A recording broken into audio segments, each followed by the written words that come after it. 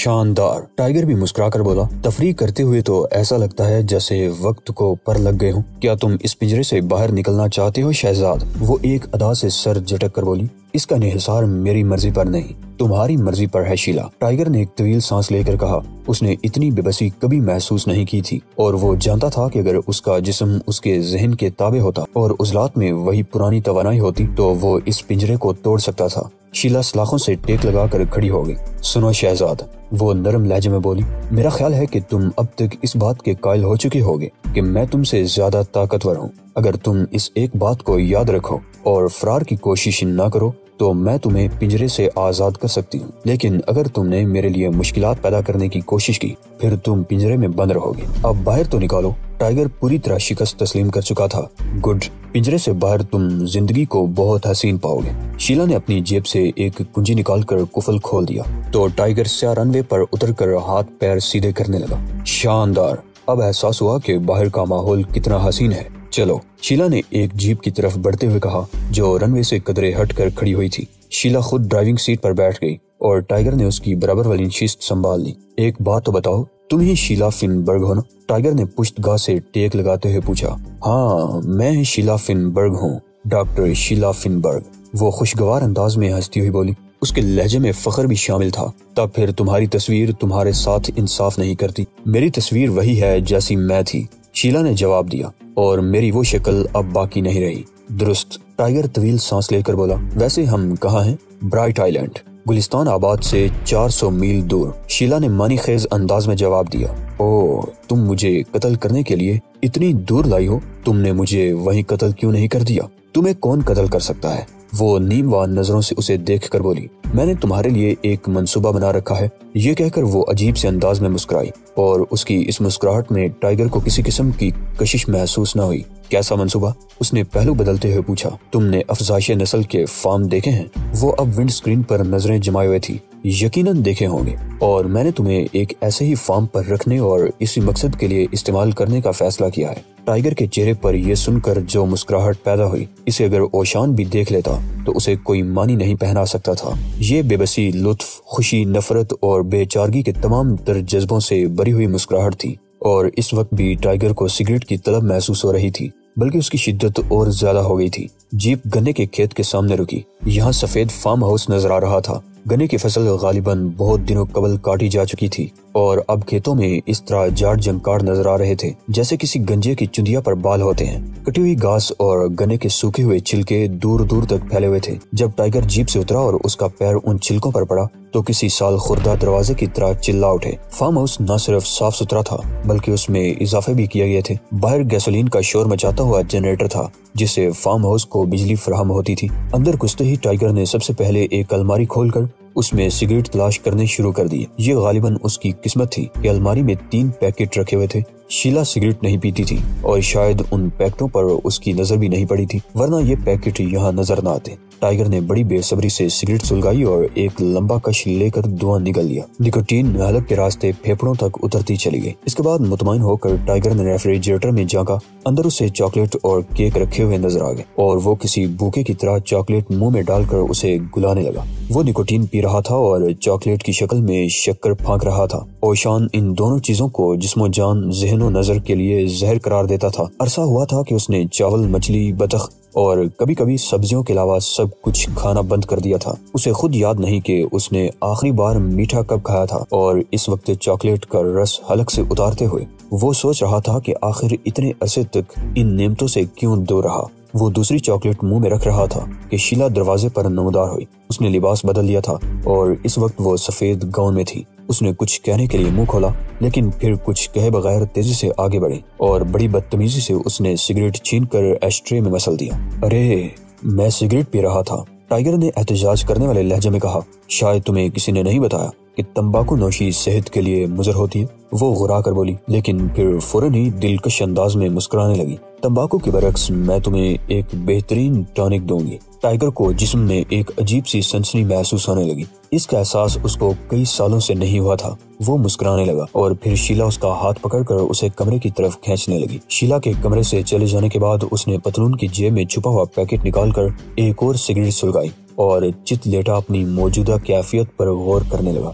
10-12 سال قبل جب سرگوش نے اسے چاراگاہ کے لیے منتخب کیا تھا تو اس کے ذہن کی کسی کونے میں بھی یہ بات نہیں تھی کہ وہ کسی آدم خورنی کا غلام بن جائے گا۔ اس وقت وہ مقید محبوب تھا اور ایک انجانی سی خلش اسے پریشان کر رہی تھی۔ وہ پیدر پہ 3 سگریٹ پھونک گیا اور پھر تیسرے سگریٹ کے ختم ہونے پر بجھا کر سو گیا۔ صبح اس کی آنکھ کھلی تو بیڈ روم کا دروازہ کھلا ہوا تھا۔ شیلا کچن میں کھڑی ہوئی نظر آ رہی تھی۔ ٹائیگر کچن میں ہی چلا گیا۔ کیا خیال ہے؟ وہ اسے دیکھ کر معنی خیز انداز میں بولی۔ اس کی آنکھیں چمک رہی تھی۔ ناشتے سے قبل یا ناشتے کے بعد؟ ٹائیگر ایک طویل سانس لے کر بولا۔ اسے بہت عجیب سا لگ رہا تھا۔ شیلا نے اس کے سامنے گوشت کے کچے ٹکڑے اور کچے انڈے رکھ دیے۔ پہلے؟ ٹائیگر نے گھبرا کر جواب میں ترمیم کر دی۔ نہیں، اب ناشتے کے بعد۔ مگر انڈوں کو ابال تو دو، میں چولہے کو تکلیف دینا نہیں چاہتی۔ شیلا نے مسکرا کر کہا۔ مگر اس کچے گوشت اور انڈوں کو کون کھائے گا؟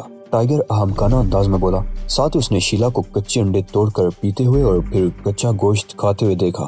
بھائی، میں نے تو تمہارے لیے ناشتہ بنا دیا ہے۔ وہ ایک کچی بوٹی نگل کر انگلیوں سے خون چاٹتی ہوئی بولی۔ اب اگر تمہیں پسند نہیں تو دلیا کھا لو۔ نہیں، میں کم از کم انڈے تو ابال ہی سکتا ہوں، ٹائیگر نے اپنی پلیٹ اٹھاتے ہوئے کہا۔ ہرگز نہیں، وہ سنجیدہ ہو گئے، تم چولہے کو ہاتھ ہی نہیں لگاؤ گے۔ ٹائیگر خاموشی سے بیٹھا رہا اور پھر اس نے جیب میں ہاتھ ڈال کر ایک چاکلیٹ نکالی اور اسے ہی چبانے لگا۔ یہ اس کا یہاں پہلا ناشتہ تھا۔ چاراگاہ میں یہ تیسرا دن تھا۔ مرے ہوئے آدم خوروں کا پوسٹ مارٹم ہوا تو بہرام کے بدترین خدشات سچ ثابت ہوئے۔ تینوں افراد کے جسم کیمیاوی تبدیلی سے گزر چکے تھے اور در حقیقت تینوں میں انسانی جسم کا کیمیاوی تناسب نہ ہونے کے برابر تھا۔ تینوں انسان اور حیوان کے درمیان کی منزل پر تھے اور بہرام کو خطرہ تھا کہ اگر یہ سلسلہ جاری رہا تو ان لاشوں کے زندہ ساتھی مکمل اور زیادہ خطرناک درندے نہ بن جائیں۔ گلستان آباد میں بہرحال آدم خوروں کے ہاتھوں مرنے والوں کی شرح کم ہوتی رہی۔ ممکن ہے اس کی وجہ فوج کا گشت ہو، لیکن بہرام کو یقین تھا کہ اموات میں کمی کی وجہ ان تینوں کی موت ہے، جس کے باعث درندوں کی قوت میں خاصی کمی واقع ہو گئی ہے۔ اس کو یہ بھی یقین تھا کہ ٹائیگر کو لے جانے والی عورت شیلا ہی تھی اور یہ بھی کہ وہ گلستان آباد میں نہیں ہے۔ اگر وہ ٹائیگر کو لے کر کہیں اور نہ جاتی تو بآسانی گلستان آباد میں مزید درندے پیدا کر سکتی تھی اور یوں اموات کی شرح میں کمی رونما نہ ہوتی۔ بہرام کے لیے سب سے بھیانک خطرہ یہ تھا کہ کہیں شیلا فنبرگ ٹائیگر کو بھی اپنی راہ پر ڈال کر درندہ نہ بنا لے۔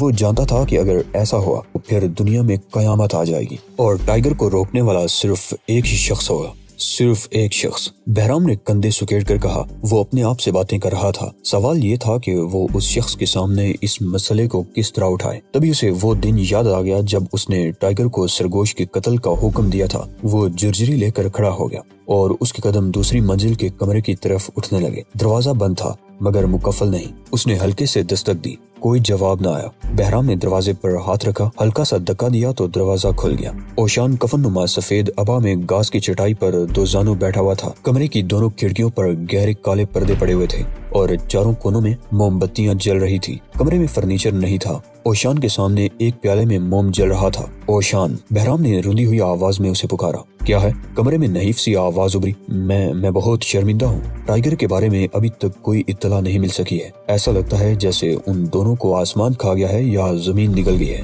وہ مر چکا ہے۔ اوشان کا لہجہ جذبات سے عاری تھا۔ تم اتنے یقین سے کس طرح کہہ سکتے ہو؟ اس لیے کہ میری خواہش بھی یہی ہے۔ تمہاری خواہش؟ بہرام چونک پڑا۔ مگر کیوں ماسٹر؟ تمہاری یہ خواہش کیوں ہے کہ؟ اس لیے کہ اگر وہ زندہ ہے تو پھر انہی جیسا بن جائے گا اور اگر وہ ان جیسا بن گیا تو سرانجو کی 100 نسلیں مجھ سے مطالبہ کریں گی کہ میں اسے ہلاک کر دوں۔ یہ میرا فرض ہوگا کہ میں اسے غلط استعمال نہ ہونے دوں۔ میں اسے قتل کرنا نہیں چاہتا، لہٰذا میری خواہش ہے کہ وہ مر چکا ہو۔ میں سمجھتا ہوں ماسٹر، بہرام نے انتہائی آزردگی سے سر ہلاتے ہوئے کہا۔ اسے اوشان کو سمجھانے کی ضرورت نہیں پڑی تھی۔ اوشان خود ہی وہ سب کچھ کہہ رہا تھا جو بہرام اسے کہنے کے لیے آیا تھا۔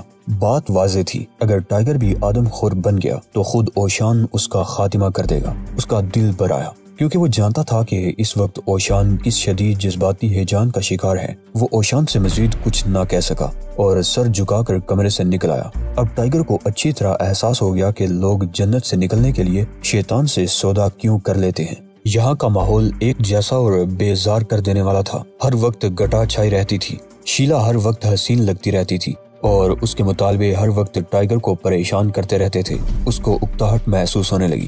حالات اس لیے بھی پریشان کن تھے کہ ٹافیوں اور سگریٹ دونوں آہستہ آہستہ ختم ہو رہے تھے۔ سگریٹ کم ہونے کی وجہ شیلا بھی تھی، جو اس کے ہاتھ میں سگریٹ دیکھتے ہی چھین کر توڑ دیتی تھی۔ وہ ماچس کی بھی دشمن تھی، اسی لیے ٹائیگر نے بچی ہوئی واحد ماچس کی ڈبیا بستر کے نیچے چھپانی شروع کر دی۔ ایک اور سنگین مسئلہ کھانے کا تھا۔ شیلا نے اسٹوو جلانے پر پابندی لگا رکھی تھی۔ وہ خود تو مزے لے کر کچا گوشت کھاتی رہتی تھی اور ٹائیگر ڈبل روٹی یا کیک پر گزارا کرتا تھا۔ کبھی کبھی ٹائیگر کو اوشان کا خیال ضرور آتا اور وہ یہ سوچتا کہ کیا اب کبھی اوشان سے ملاقات ہو سکے گی۔ کسی وقت وہ یہ سوچ کر پہلو بدلنے لگتا کہ شاید اوشان اسے فراموش کر کے کسی دوسرے شخص کو ٹائیگر بنانے کے لیے تلاش کر رہا ہو۔ اس روز ٹائیگر پورچ میں نکلا۔ فارم ہاؤس کے ارد گرد 3 فٹ بلند باڑ تھی۔ ٹائیگر اس پر کونیاں ٹیک کر کھڑا ہو گیا۔ اسی لمحے اسے یاد آیا کہ اوشان نے اس کو کس طرح پتلی پتلی دیوار پر دوڑا کر توازن برقرار رکھنے کی تربیت دی تھی۔ اسے وہ تمام مقامات یاد آ گئے جہاں جہاں وہ دوڑا تھا۔ یہ تو پورچ کی ریلنگ تھی۔ اس نے خود کو آزمانے کا فیصلہ کیا۔ ٹائیگر نے کوہنیاں ہٹا کر فضا میں اچھلنے اور دیوار پر پہنچنے کی کوشش کی، مگر اس کا دایاں پیر ہی دیوار تک پہنچ سکا۔ بایاں پیر پیچھے اور نیچے رہ گیا اور وہ الجھ کر نیچے آ گرا۔ پہلی بار ٹائیگر کو پریشانی محسوس ہوئی۔ وہ اس طرح کبھی نہیں پھسلا تھا۔ وہ پھر اٹھا۔ اس نے دوسری بار کوشش کی۔ اس مرتبہ اس کے دونوں پیر منڈی پر پہنچ گئے، مگر وہ توازن برقرار نہ رکھ سکا اور چند لمحوں تک آگے پیچھے جولنے کے بعد اسے نیچے کود جانا پڑا۔ تمہاری حالت واقعی افسوسناک ہے، عقب سے شیلا کی آواز سنائی دی۔ کیا مطلب؟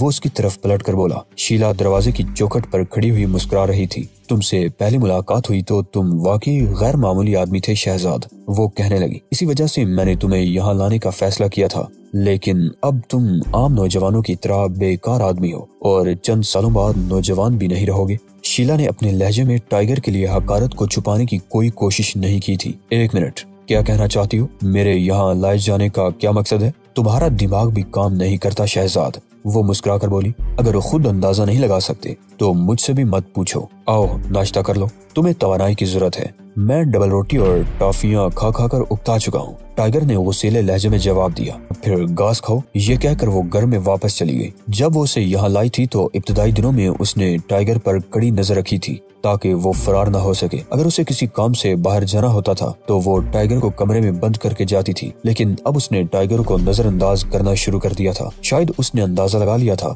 کہ ٹائیگر فرار ہونے کی صلاحیت نہیں رکھتا۔ اس وقت ٹائیگر کو بار بار یہی احساس ستا رہا تھا کہ کیا وہ اس حد تک گر چکا ہے، اس حد تک کہ ایک عورت اس کی اس طرح تذلیل کر دے۔ سناجو کا فن کہاں گیا؟ کیا یہ فن اتنا ہی بے وفا تھا، اتنی جلد ساتھ چھوڑ گیا، یا میں نے اس کا ساتھ چھوڑ دیا؟ ٹائیگر نے اپنے آپ سے سوال کیا۔ کیا میں غدار ہوں؟ وہ ریلنگ سے ٹیک لگا کر کھڑا ہو گیا۔ اس نے لکڑی پر انگلیاں رکھ لی۔ چند ہفتے قبل تک وہ محض لکڑی کے لمس کا احساس کر کے یہ بتا سکتا تھا کہ لکڑی کس قسم کی ہے اور اس کا رنگ کیا ہے، اس میں کتنی نمی ہے، کتنی پرانی ہے اور گیلی ہو کر کس حد تک پھسلنے کا سبب بن سکتی ہے۔ لیکن اب اس کی انگلیاں کسی قسم کا پیغام نہیں دے رہی تھی، وہ محض لکڑی تھی۔ اس نے سناجو کے فن کی شرائط پر عمل درآمد ترک کر دیا تھا، لہٰذا سناجو کے فن نے اسے منہ موڑ دیا تھا۔ اس نے تربیت ترک کر دی تھی، سانس لینے کی مشق وہ ترک کر چکا تھا، یہ بھی بھول چکا تھا کہ اپنے جسم کو عام لوگوں کے مقابلے میں کس طرح ممتاز بنایا جا سکتا ہے۔ اس نے دوسری چیزوں سے بھی بے وفائی کی تھی، اوشان سے بھی غداری کی تھی، جس نے برسوں تک محض محبت کی وجہ سے اس کے نخرے برداشت کیے اور صدیوں کی دانش اس میں منتقل کی۔ بہرام سے بھی وفا نہ کی، جس نے شدید ترین اعصابی دباؤ کے باوجود اس کو کسی مشین کی طرح استعمال نہیں ہونے دیا۔ اسے مان یہ تکلیف دہ احساس ہونے لگا کہ وہ اپنے خاندان سے بہت دور نکل آیا ہے، اپنے گھر کو چھوڑ آیا ہے، اپنے دوستوں سے اس نے نظریں پھیر لی ہیں اور سب سے بڑھ کر یہ سناجو کے فن کو فراموش کر بیٹھا ہے۔ ٹائیگر نے ایک طویل سانس لے کر پورچ میں نظر دوڑائی۔ اس نے چند لمحوں کے وقفے سے ایک اور گہری سانس لی۔ ہوا تازہ اور صاف تھی۔ وہ مسلسل گہری گہری سانس لینے لگا، اس طرح اپنے پھیپھڑوں کو تازہ ہوا سے بھرنے لگا اور یہ ہوا اس کے پیٹ تک میں سرایت کرنے لگی۔ وہ لاشعوری طور پر سانس کی ویسی ہی مشق کرنے لگا جو اوشان نے اسے سکھائی تھی۔ اس مشق کا آغاز ہوتے ہی اسے ایسا لگا جیسے سیلاب کے دنوں میں کسی بند کار کا دروازہ کھل رہا ہو۔ اسے یاد آ گیا کہ وہ پہلے کیا تھا۔ اسے ہوا کی مہک اور اس کا ذائقہ محسوس ہونے لگا۔ یہ سبزیوں کی مہک اور شکر کا ذائقہ تھا۔ سانس میں نمی پیدا ہونے لگی۔ اسے احساس ہوا کہ سمندر کہیں قریب ہی ہے۔ سمندر کی خوشبو بھی آ رہی تھی، نمک کا ذائقہ محسوس ہو رہا تھا اور پہاڑوں پر سے خشک ہوا آ رہی تھی۔ اس نے ایک اور گہری سانس لی۔ اسے جانوروں کی بساط محسوس ہوئی۔ شیلا کی کچن ٹیبل سے جانوروں کے کچے گوشت کی بدبو آنے لگی۔ پھر مان اس کی حسیات اس کا ساتھ دینے لگی۔ اسے اپنے پیروں تلے خشک لکڑی کی موجودگی کا احساس ہوا۔ ایسا لگا جیسے وہ مردہ تھا زندہ ہو گیا۔ وہ عجیب سے انداز میں ہنسنے لگا۔ اس وقت وہ بہت خوش تھا کیونکہ اس نے اپنی حیثیت میں زندگی کو جنم لیتے ہوئے محسوس کر لیا تھا۔ سراجو فی الحقیقت فن مرگ تھا، مگر اپنے پیروکاروں کے لیے صرف زندگی کا پیام۔ اس کے اصولوں پر عمل کرنے سے جسم و جان، قلب و نظر اور جسم کے ہر مسام میں زندگی انگڑائی لینے لگتی تھی۔ وہ ایک بار پھر ہنسا۔ اس بار پورچ اس کے کہکہے سے لرز اٹھا کیونکہ کہکہا دیوار سے ٹکرا کر واپس گونجتا ہوا آیا تھا۔ وہ پلٹا اور ہوا میں چھلانگ لگا دی۔ اس بار وہ کسی پر کی مانند ریلنگ کی منڈیر پر پہنچا۔ اس کے دونوں پیر منڈیر پر ٹک گئے اور وہ بے حرکت کھڑا ہو گیا۔ اس کا دل کلکاریاں مارنے کو چاہنے لگا کیونکہ اس نے زندگی کی طرف واپسی کی پہلی جنگ جیت لی تھی۔ اندر شیلا نے اس کا کہکہا نہیں سنا۔ اس نے ابھی کچے گوشت اور خون آلود گردوں پر مشتمل ناشتہ ختم کیا تھا۔ وہ مسکرا رہی تھی، لیکن پھر چند لمحوں بعد یہ مسکراہٹ معدوم ہو گئی اور شیلا نے اپنی پلیٹ میں بڑی سی کیا کر دی۔ شیلا چند لمحوں تک ہونکی رہی، لیکن پھر اس کی آنکھیں چمکنے لگیں۔ اپنی کیا پر اس کی نظریں جم کر رہ گئیں۔ اس کے سرخ ہونٹوں میں کھچاؤ سا پیدا ہوا اور وہ مسکرانے لگی۔ وہ پلیٹ اور میز پر پڑے ہوئے گوشت کے ان لوتھڑوں کو دیکھ کر مسکرا رہی تھی جو اس نے چند منٹ قبل ہی کھائے تھے۔ گزشتہ 36 گھنٹوں سے اس کی حیوانی صفت اسے گوشت کھانے کی ترغیب دیتی رہی تھی، لیکن اب اس کی نسوانی صفت اسے وہ راز بتا رہی تھی جس کو سننے کے لیے شیلا عرصے سے بے چین تھی۔ وہ جانتی تھی کہ اگر کیا کا سگنل درست ہے تو پھر اسے ٹائیگر کی مزید کوئی ضرورت نہیں رہے گی۔ وہ اسے کھانے کا پہلے ہی ارادہ کر چکی تھی۔ پورچ میں ٹائیگر نے سگریٹ جیب سے نکالا اور پھر سگریٹوں کو پیکٹ سمیت مسل دیا، توڑ دیا، برباد کر دیا۔ پھر اس نے سگریٹ اور کاغذ کے اس مجموعے کو دور کھیتوں کے باہر پھینک دیا۔ اب اسے سگریٹ کی طلب نہ تھی۔ اسے تمباکو کی بو ہی سے کراہت محسوس ہونے لگی۔ اس نے سگریٹ پھینک دیے، مگر ماچس اپنی جیب میں ہی رکھی۔ اب وہ تیزی سے کچھ سوچ رہا تھا۔ بات یہ نہیں کہ بار کی لیڈی بار ٹینڈر حسین تھی، اس میں حسن ضرور تھا، لیکن وہ ذہین بھی تھی۔ اس کی ذہانت کا ثبوت یہ تھا کہ وہ ایرے غیروں سے رو رسم نہیں بڑھاتی تھی اور نہ ہی کسی کی دولت سے متاثر ہوتی تھی۔ اس میں ایڈونچر کا شوق کوٹ کوٹ کر بھرا ہوا تھا، لہٰذا جب اس نے داؤد کی مرسیڈیز دیکھی تو ذرا بھی متاثر نہیں ہوئی، نہ ہی وہ داؤد کے پھولے ہوئے پرس سے متاثر ہوئی۔ تاہم وہ داؤد سے متاثر تھی اور اس کا سبب یہ تھا کہ داؤد ایک پرائیویٹ پائلٹ تھا اور وہ سوچ رہی تھی کہ کیا کبھی داؤد اسے طیارے میں سیر کرانے کے لیے لے جا سکتا ہے، کیوں نہیں؟ داؤد نے جھوم کر جواب دیا، کسی بھی دن یا کسی بھی شب۔ یہ کہہ کر وہ بر ہانکنے لگا۔ میں تمہیں 1 گھنٹے میں برف پوش چوٹیوں کی سیر کرا سکتا ہوں عذرا، اس نے کہا۔ میں بہت ماہر ہوا باز ہوں۔ میں نے گزشتہ ہفتے ہی صرف 1 گھنٹے میں دشوار گزار فضائی راستوں کا سفر مکمل کیا تھا۔ ویسے وہ سفر واقعی عجیب تھا۔ ایک مغربی عورت جو مختصر لباس میں تھی اپنے ساتھ ایک بڑا سا پنجرا لے کر جزیرے میں گئی تھی۔ مجھے یقین ہے کہ اس پنجرے میں کوئی مرد بند تھا کیونکہ میں نے اس کے چیخنے کی آوازیں سنی تھی۔ وہ اس وقت بہت زور سے چیخا تھا جب میں نے پنجرا 5 فٹ کی بلندی سے نیچے پھینکا تھا۔ داؤد یہ سب کچھ ہرگز نہ بتاتا، لیکن 4 ڈبل پیگوں نے اس سے ہوش و حواس چھین لیے تھے، لہٰذا وہ یہ باتیں بلند آواز میں کرتا رہا۔